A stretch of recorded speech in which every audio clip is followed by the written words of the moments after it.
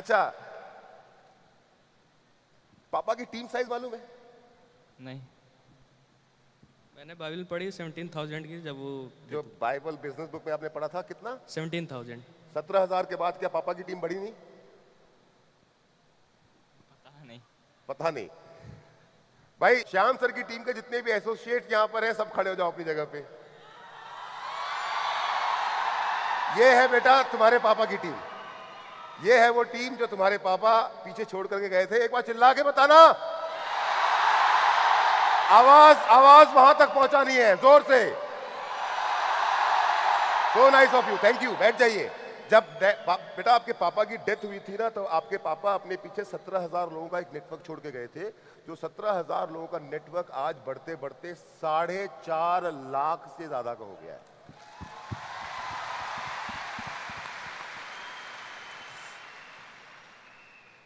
दीपक, अब इसी से मिलता जुलता एक और सवाल है कि तुम अपनी पापा की टीम में किन किन लोगों को जानते हो? तुम्हारी जो पापा की जो मैंने बात कही 17,000 से 4.5 लाख की टीम है, इस टीम के अंदर में क्योंकि तुम सबसे बड़े हो, किन किन लोगों को जानते हो? और तुम क्योंकि यूट्यूब और फेसबुक पे हो इसलिए सवाल मैं तुमसे पूछ रहा हूँ। प्रदीप मिश्रा। प्रदीप मिश्रा अंकल को जानते हो? कैसे हूँ। जानते हो प्रदीप मिश्रा अंकल को? मेरी मरकरी की प्रमोशन थी वाराणसी में, उन्होंने पिकअप करने के लिए होटल आए हुए थे। पूरा शुरू से बताओ। वाराणसी में प्रमोशन थी, मरकरी प्रमोशन अपनी अच्छा, थी। होटल से वो पिकअप करने के लिए आए हुए थे, तो उनसे इंटरेक्शन हुई थी हमारी, तब से मैं जानता हूँ। उसके अलावा? उसके अलावा नहीं। प्रदीप जी कहां पर हैं आप? प्रदीप जी 1 मिनट के लिए स्टेज पे आएंगे प्लीज? जोरदार तालियां हमारे वीनस लीडर प्रदीप मिश्रा जी के लिए। आप बैठे रहो। ये मैं इसलिए आपको बता रहा हूं कि जब श्याम सर जी की डेथ हुई थी तब प्रदीप मिश्रा जी, जिनका नाम अभी दीपक ने लिया, इनकी टीम हुआ करती थी मात्र 50 लोगों की। कितनी? And now my dear friend, my younger brother is leading a team of more than 90,000 associate. 90,000 अगले मरकरी हैं हमारे। और एक मेरा और पर्पस है प्रदीप जी को यहां बुलाने से पहले। सुषमा जी ने अपने इंटरव्यू में एक बात हमको बताई कि श्याम सर का जब एक्सीडेंट हुआ तो उनको 24 घंटे तक किसी ने बताया ही नहीं कि उनका एक्सीडेंट हो गया है। जब हर्ष सर, दीपक सर दिल्ली से इनके घर गाजीपुर पहुंचे तब इनको बताया गया कि श्याम सर अब नहीं रहे। लेकिन श्याम सर के एक्सीडेंट के बाद जो पहला व्यक्ति उनके पास पहुंचने वाला था, वो पहला व्यक्ति जिसने वो सब कुछ किया जो परिवार का सदस्य करता है अपनों के लिए, वो करने वाला कोई और नहीं, हमारा छोटा भाई प्रदीप मिश्रा था। और प्रदीप भाई, सिर्फ 1 से 2 मिनट में मैं जानना चाहता हूं, क्योंकि वो बातें हमने सिर्फ समझ सकते हैं आप। नहीं, मेरे पास फोन आया कैसवा कि प्रदीप वहाँ पे सैदपुर में घटना हुई है। हम वहाँ पहुँचे तो डेथ हो गई थी उस टाइम पे, और पुलिस चौकी उनकी मिट्टी पड़ी थी सही शाम सर की। उसके बाद फिर वाइट कपड़ा आया, हमने खुद सिला वहाँ पे उनको। फिर वहाँ से हम लोग गए गाजीपुर में, पोस्टमार्टम हुआ। फिर घर पे गए, भाभी जी को देखा मैंने आपको, घर पे गए हम लोग, वहाँ से घाट गए, वहाँ पे हर्ष सर आए, दोस्तों दीपक सर आए। और एक बात बहुत बड़ी वहाँ पे हुई, मैं था और दिलीप जी यहाँ बैठे हुए हैं, अमरनाथ भार्गव बैठे हुए हैं। हम लोग वहाँ पहुँचे, कसम खाए कि ऐसा काम करेंगे ना इतिहास बनेगा। और दोस्तों बन गया इतिहास आपके सामने।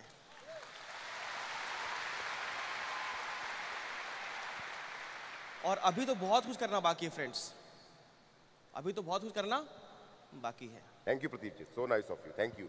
श्याम जी की डेथ के बाद आपने जो कसम खाई है उस कसम को मरते दम तक निभाएंगे हम। 4.5 लाख तक पहुंची। इन बिटवीन क्या हुआ कि जितनी भी सेल्स आई, उन सेल्स के बदले का जो कमीशन का चेक बनता था हर वीक, वो आपके घर पे ईसीएस के थ्रू आपकी मम्मी के अकाउंट पे पहुंचता रहा। ये सेफ शॉप का काम था और सेफ शॉप ने अपना ये काम ईमानदारी से किया, बिना किसी शक और बिना किसी नियत में खोट लाई किया। लेकिन रही है, क्या अंतर आया है उन दोनों जिंदगियों में? वो थे तो भी किसी चीज़ की कमी नहीं थी, आज वो नहीं है तो भी किसी चीज़ की कमी नहीं है। बाकी उनकी तो याद हमको हमेशा आती है, जब तक हम रहेंगे तब तक आती रहेगी। जिन परिवार को तो ऐसा होता है, उन परिवार के जो बड़े बच्चे होते हैं, लड़के हो या लड़कियां हो, उनको बहुत कम उम्र में अपने घरों से बाहर निकलना पड़ता है। निकलना पड़ता है 17-18 साल की उम्र में नौकरी करना, स्ट्रगल करना शुरू करना पड़ता है, जिसकी आज तुम तीनों में से किसी की जरूरत नहीं है। और अगर भाभी जी, अगर मेरी बात गलत हो तो आप ना कर सकती हैं, श्याम सर इतना कुछ तो करके चले गए कि अब इन तीनों बच्चों को जिंदगी भर कुछ करने की जरूरत नहीं पड़ेगी। नहीं, करने की कोई ज़रूरत नहीं, इतना करके गए हैं कि सोचने की ज़रूरत ही नहीं है। तो जब अगर यही बात है कि सोचने की जरूरत नहीं है, तो मुझे ये बताइए कि क्या क्या करके गए हैं श्याम जी ना रहने के बाद भी? क्या क्या प्रॉपर्टीज, घर, गाड़ी, बंगला, क्या क्या बनाया है आपने? हमारे तीनों बच्चे हम गांव में रहा करते थे। उस गांव का नाम है गोविंदपुर, गाजीपुर जिला। हमारे बच्चों को वो सुविधा नहीं मिलता था, इसीलिए हम गांव से किराया की मकान में आ गए। अच्छा, ये श्याम सर जब तक थे तब तक आप लोग गांव में ही रहे हैं? हाँ, हम गांव अच्छा, में रहते। उनके टाइम पे आप गाजीपुर शिफ्ट नहीं किए थे? नहीं, श्याम सर के जाने के बाद आप लोग गाजीपुर शिफ्ट किए, और वो भी किराए पे? किराए के मकान में थे 1.5 साल। 1.5 साल? अच्छा। अब हमको ये लगा कि हम कितना दिन तक किराया की मकान में रहेंगे। अब हमको ये लगा कि हम क्यों ना अपने के लिए खुद का मकान बनवा लें। एक छोटा नहीं, बहुत बड़ा प्लाट हमने खरीद रखा। कहाँ पे? गाजीपुर में। कितना बड़ा प्लॉट? वो 3 बीसे का प्लाट है। 3 बीसा मतलब लगभग 3000 स्क्वायर फीट का। Very good. उस प्लाट। अच्छा, वो यही है? हैं? यही। हाँ, ये आप ही का घर है ना? हाँ, यही। चलिए, ये घर बड़ा फेमस है, जानते हो कि नहीं जानते हो? है ना? हाँ, बताइए, इस घर के बारे में बताइए आप। इतना घर बड़ा बनाए हैं आज कि उस घर में कोई रहने वाला भी नहीं है। क्यों? इसलिए कि हमारा बड़ा बेटा एक पुणे में रहता है। हाँ। और उससे जो छोटा बेटा है वो बनारस में रहता है। एक उससे जो छोटा बेटा है वो गाजीपुर मेरे साथ रहता है। अच्छा, इस घर के अंदर में सिर्फ आप और भावेश रहते हैं, बाकी तो आप दोनों हॉस्टल में रहते हैं और अपनी पढ़ाई पूरी कर रहे हैं। चलिए, बस यही एक घर प्रॉपर्टी? नहीं, इसके अलावा भी प्रॉपर्टी मेरा 2 प्लाट गाजीपुर में है। कितने का है? एक छोटा दूसरा प्लाट है जो कि 50 लाख का है। गाजीपुर में 50 लाख का? गाजीपुर में। अच्छा, और और जो तीसरा प्लाट है जो कि मेरा खुद का 1 करोड़ का है। 1 करोड़ का है? हाँ। और मैंने मुझे 1 करोड़ से बात याद आई कि आज से 3-4-5 महीने पहले मेरे को दीपक सर एक दिन कहानी सुना रहे थे कि श्याम सर की एक जमीन को सरकार ने अधिग्रहण कर लिया है, जिसपे हाईवे बनने वाला है। उसका कितना पैसा मिलना है आपको? उसमें 4 लेंथ में मेरा जमीन जा रहा है, जिसमें वो 1.5 करोड़ रुपया मिलने वाला है। अच्छा, सरकार से 1.5 करोड़ रुपए का मुआवजा मिलने वाला है। तो आपने बेसिकली क्या है कि सारी की सारी प्रॉपर्टीज अपनी गाजीपुर में ही बहुत सारी अलग अलग प्रॉपर्टीज बनाई है, उसके अलावा भी कहीं? उसके अलावा भी मेरा प्रॉपर्टी है। एक प्लाट मेरा बनारस में है जो कि 1.5 करोड़ का प्लाट है। 1.5 करोड़ का प्लॉट बनारस में है? गाजीपुर और बनारस के अलावा कहीं और? उसके अलावा भी मेरा एक प्लाट है जो कि लखनऊ में अंसल ग्रुप में है, जो कि 2 करोड़ का प्लाट है। ये है? यही है आपका प्लॉट? यही है ना? यही है। सिर्फ प्लॉट या कुछ और गाड़ी है। वाड़ी? और मेरे पास पहले एक थे, हमारे हस्बैंड जी का कार था, वो छोटी कार थी। उसके अलावा एक हमने स्मार्ट कार वो स्कॉर्पियो लिए हैं, टॉप मॉडल स्कॉर्पियो है। हाँ। उसके बाद भी एक मेरा खुद का 4 इंडेवर कार जो कि 40 लाख की है। अच्छा, इनके अलावा 40 लाख रुपए का 4 एंडेवर कार है ये वाला? Okay, so nice. अब जो मुद्दे की बात है वो ये है, आप पढ़ी लिखी ज्यादा है? नहीं पढ़े हैं। नहीं पढ़ी लिखी है। क्या सेफ शॉप के अलावा आपके पास पैसे आने का, कमाई का कोई जरिया है? गांव घर में, वो गांव का नाम क्या बताया था आपने? गोविंदपुर। गोविंदपुर में जमीन बेच के आपने ये सब कुछ खरीदा? नहीं। तो ये पैसा आया कहां से? ये पैसा हमारा सेठ साहब की बदौलत सारा पैसा मानता ही नहीं, मैं कोई नहीं मानता। नहीं, सेठ साहब की बदौलत है। मुझसे लोग ये सवाल पूछते हैं कि सेफ शॉप तो पैसा देता ही नहीं है। अंकल वेट, एक बात बताता हूँ। जब फादर नहीं थे तो हम लोग काफ़ी छोटे थे, और अभी भी छोटे ही हैं, अभी भी पढ़ाई ही करते हैं। उस टाइम काफ़ी छोटे थे, तो फादर ही जो थे वो सोर्स ऑफ इनकम थे, और उनके ना रहने के बाद वो सेफ शॉप थी, और उसी के बदौलत सब चीज़ दिख रहा है। बेटा, मैं ये सवाल ना बार बार इसलिए पूछा क्योंकि लोग भी अक्सर ये सवाल बार बार पूछते हैं, क्या सेफ शॉप सच में आपको पैसा देता है? और शेफ शॉप नहीं होता तो आज हमारा वजूद नहीं होता, आज मैं यहाँ बैठा नहीं होता, आपके सामने मैं स्पीच नहीं दे पाता। बुरा मत मानिएगा मेरी बात का, मैं यही जवाब आपसे एक्सपेक्ट कर रहा था, क्योंकि यही सवाल लोग हमसे पूछते हैं। नहीं, लोग कोई कंफ्यूजन ना रखे, आज जो भी है तो शेफ शॉप की बदौलत है यहाँ पे। दीपक, अभी हमने मम्मी ने वो कार की बात बताई, मुझे मालूम है कि ये फोर्ड एंडेवर कार तुमने अपने बर्थडे पे एक फैमिली गिफ्ट के रूप में खरीदी। when you turned 18, जब तुम 18 साल के हुए, so you decided that now you can drive, legally drive, so you purchased this car. Is it right? Yeah, is right. ये कार कितने की है बेटा? 40 लाख। 18 साल की 18वीं बर्थडे पे, अपने 18th बर्थडे पे एक लड़का अपने आप को खुद फैमिली के साथ डिस्कस करके एक कार गिफ्ट करता है जिसकी कीमत कितनी है बेटा, फिर से बोलना? 40 लाख।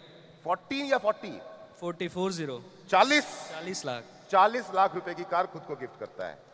ना तालीस पे मत बजाओ, तालीस पे मत बजाओ। मुझे दीपक सर के थ्रू पता चला है कि इस कार को खरीदने के पीछे एक बड़ी इंटरेस्टिंग सी कहानी है। याद है कुछ? कौन सी स्टोरी है? जब तुम ये कार खरीदने के लिए जा रहे थे तो कुछ लोन रिजेक्ट हो गया था। लोन मिलना मना कर दिया था ना किसी ने? रिजेक्ट हो गया था। है? अगर तुम्हें बुरा ना लगे तो क्या वो कहानी सुनाना चाहोगे? बिल्कुल। एक्चुअली वो अंकल की हमें लेनी थी मर्सिडीज बेंच। थोड़ा बाइक में पास में। मर्सिडीज बेंच लेनी थी अपने को, बट गाजीपुर के वैसी रोड कंजेशन नहीं थी, इसलिए हमने एसयूवी ट्राई करी। तो अपने मतलब बातचीत करी हम लोगों ने, तो हमने सोचा फोर्ड एंडेवर ले लेते हैं, वो अपने लिए कंफर्टेबल पड़ी। तो हमारी थिंकिंग ये थी कि 20 लाख कैश दे देते हैं, 20 लाख लोन ले लेते हैं।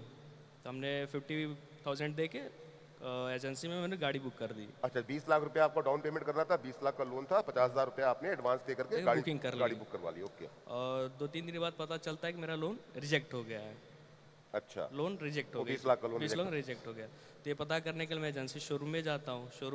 तो मैं सेल्स मैनेजर से मिलता हूँ, तो बोलता है सर आपका मतलब कैंसिल हो गया, आप जीएम सर से बात करो, जनरल मैनेजर जो आपके। तो मैं कैबिन में जाता हूँ, बैठता हूँ, बात करता हूँ। तो कहता है, तो मैं उसको अपनी ट्रांजेक्शन दिखाता हूँ, आरटीआर दिखाता हूँ, आरटीजी जितने भी रहते हैं और बैंक स्टेटमेंट, उनको सारी चीज़। क्यों किया? मतलब ये पहले कागज नहीं दिए थे आपने? सब कुछ था अवेलेबल, सब कुछ मैंने सबमिट सारे पेपर दिए थे आपने, आईटीआर वाईटीआर सब दिया था? सब कुछ मैंने उनको सब कुछ दिखाया। तो उनका बस यही कहना था कि दिख तो सब रहा है बट बिलीव नहीं हो रहा है। मतलब कह रहे कितने बड़े ट्रांजेक्शन सब कुछ हो रहे हैं, बैंक अकाउंट सब कुछ आपके क्लियर है, स्टेटमेंट सब कुछ, मुझे बिलीव नहीं हो रहा है कि ऐसे भी ट्रांजेक्शन आपके अकाउंट में आ सकते हैं। अच्छा, फिर? तब मैंने उनको समझाने की कोशिश करी कि हमारे फादर 18 ईयर्स बैक मतलब उन्होंने ये कंपनी ज्वाइन करी। क्या फादर? मतलब 18 ईयर्स बैक उन्होंने पहले पापा ने 18 साल पहले कंपनी ज्वाइन करी है, काम स्टार्ट किया। और उसके बाद मतलब ऐसे आता है ट्रांजेक्शन। तो कह रहा है कि पिताजी को गए 12 साल हो गए, तो मेंशन नहीं है। तो मैंने बताया कि मम्मी मतलब फर्दर वर्क करते हैं, उनके नाम पे आता है। अच्छा चलिए ठीक है। तो फिर भी उनका एक ही जवाब था कि दिख तो सब रहा है बट बिलीव नहीं हो रहा है। फिर तो क्या हुआ? घंटों प्रयास करने के बाद मैंने दीपक अंकल को फ़ोन किया कि दीपक अंकल ऐसी सी बात है। तो उन्होंने कहा अच्छा ठीक बेटा फ़ोन दो, मैं उनको समझाता हूँ। तो अंकल ने भी घंटों प्रयास करी, कहा कि देखिए। फिर दीपक सर ने किसको? जीएम को समझाने की कोशिश करी। तो उन्होंने भी अंकल ने समझाया कि देखिए इनके फादर थे, ऐसा ऐसा किया इन्होंने, फिर इनको आप पेपर्स देख लो सब कुछ। बट वो उनका सब देखी था, दिख तो सब रहा है, सब कुछ है यहाँ पे, लेकिन मुझे बिलीव नहीं हो रहा है कि ऐसे भी ट्रांजेक्शन आ सकते हैं या फिर ऐसे भी पैसा आपको हर हफ्ते आ सकते हैं। तो अंत में मैंने ये डिसाइड किया कि अब रहने तो यहाँ छोड़ो, अब 2 महीने बाद आएंगे और 40 लाख रुपए दे के कैश लेके गाड़ी उठा के। हाल ही यही बात हुई कि मैंने अपने बर्थडे के दिन मैंने 40 लाख रुपए दे के वो गाड़ी लेके आया। फिर उसके बाद हमें 40 लाख रुपए कैश दिया और गाड़ी लेके आई, लेकर के आ गए। दिख तो रहा है पर बिलीव नहीं हो रहा है। दिख तो रहा है पर बिलीव नहीं हो रहा है। और अब इससे मिलता जुलता एक और सवाल पूछना चाहता हूँ बेटा तुमसे मैं। देखो, तुम्हारे फादर एक बिजनेस स्टार्ट करके गए, इवॉल्व मीडिया सपोर्ट सिस्टम और सेफ शॉप कंपनी ने उस नेटवर्क को लगातार आगे बढ़ाया।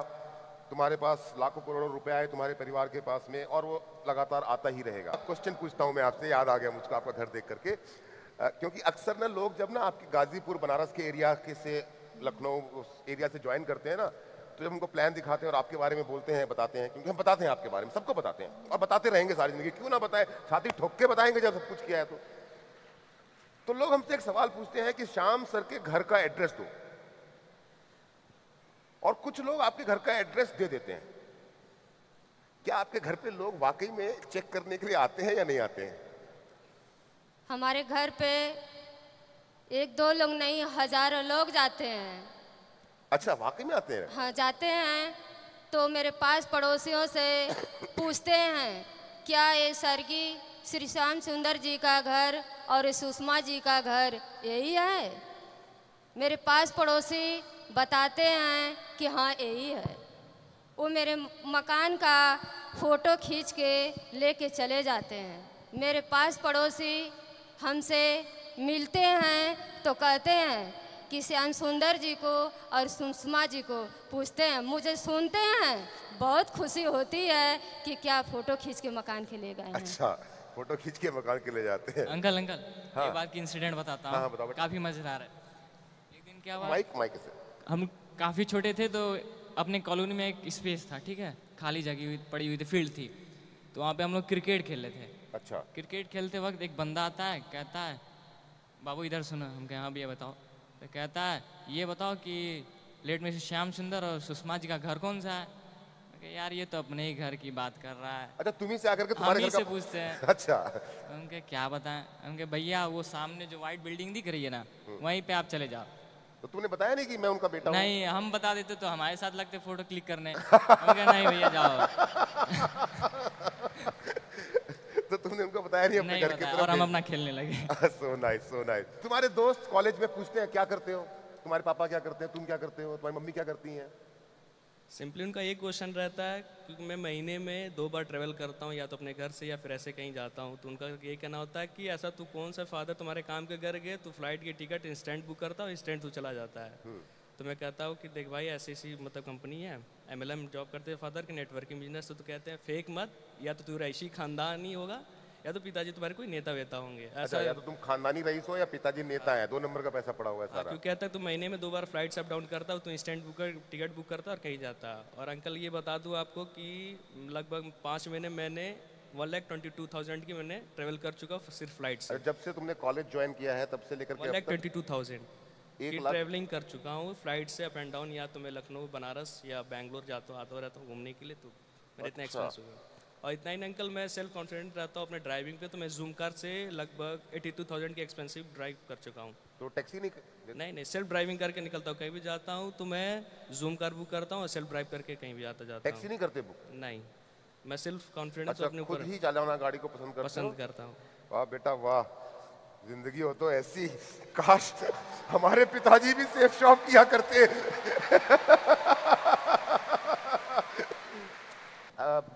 हेमंत, आखिरी बार तुम, अब उसने तो अपने जहाज की बात बताई, आखिरी बार तुम ट्रेन में कब बैठे ये बताओ मुझको।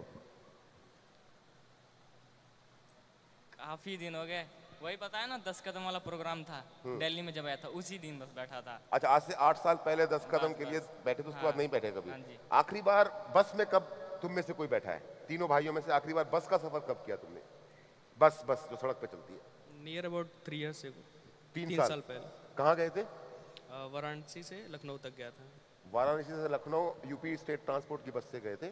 नहीं, वॉल्वो एसी बस अंकल। बेटा मैं वॉल्वो एसी की बात नहीं कर रहा, मैं उस बस की बात कर रहा हूँ जो सड़क में घूमती है शहर के अंदर में। नहीं, उसकी नौबत ही नहीं है कि मैं उसमें जाके बैठ उस सकूं। बस में कभी नहीं बैठे तुम लोग? नहीं, कभी नहीं बैठे? ट्रैवल करते हो तो याद भाई? नहीं है, लेकिन अभी तक तो याद नहीं है हमें। अच्छा, जिंदगी के बारे में क्या सोचते हो, यहां से आगे क्या होगा, क्या लगता है? यहाँ से ज़िंदगी बहुत हसीन दिखती है, और जितने भी सपने मेरे पूरे होते हैं वो सिर्फ शॉप की बदौलत पूरे होते हैं, मैं ये कहना चाहता हूँ। आपको अपने बच्चों का भविष्य क्या दिखता है? अगर ये सेफ साफ नहीं होता तो हम हमारे जो बच्चे अच्छे से बैठे हैं देखते नहीं हम लोग। तो इसी बात में मैं आप इस इंटरव्यू को समाप्त करूंगा, या और कुछ पूछना बाकी है? अंकल एक और मैसेज मैं देना कुछ चाहता बाकी है? हो गया? हाँ बेटा क्या बोल रहे थे? अंकल सभी जानते हैं, या पूरी दुनिया कहती है मुझसे कि तुम्हारे पिता का शायद उठ गया है, मेरे ऊपर से शायद उठ चुका है। लेकिन हर एक सिक्के के 2 पहलू होते हैं, जिसमें पहला पहलू ये सच है कि मेरे पिता का शायद उठ चुका है, लेकिन दूसरे पहलू में बात एकदम झूठी है। लोग कहते हैं कि तुम्हारा कोई केयर करने वाला नहीं है, फिर कोई गाइड नहीं करने वाला, लेकिन ये सर झूठ है, क्योंकि मेरे ऊपर ऐसे 2 हाथ हैं जो कभी पिता की कमी खलने नहीं दी, और वो नाम है हर्ष अंकल और दीपक अंकल, जिन्होंने मुझे निरंतर सपोर्ट किया। यहाँ तक कि मुझे अभी कोई सपोर्ट चाहिए होती है, अगर मैं 24/7 कभी भी कॉल करूं, तुरंत मुझे कॉल बैक आता है, हाँ अंकल बेटा तुम्हें क्या प्रॉब्लम है, क्या गाइडलाइन चाहिए। तो मैं कभी भी फ़ोन करता हूं, फ़ोन पिकअप होता है और कहते हैं कोई प्रॉब्लम है तो मुझे कॉल कर लिया करो 24/7। तो मैं अपने अंकल को और शेफ साहब को बहुत बहुत धन्यवाद देना चाहूँगा कि मैं इस मुकाम पर यहाँ तक पहुँचा हूँ उन लोग की वजह से। हम भी हर्ष सर और दीपक सर को धन्यवाद देना चाहेंगे इस बात के लिए कि आपने सर उस सपने को संजो के रखा जिस सपने को श्याम सर ने देखा था। बहुत बहुत शुक्रिया आप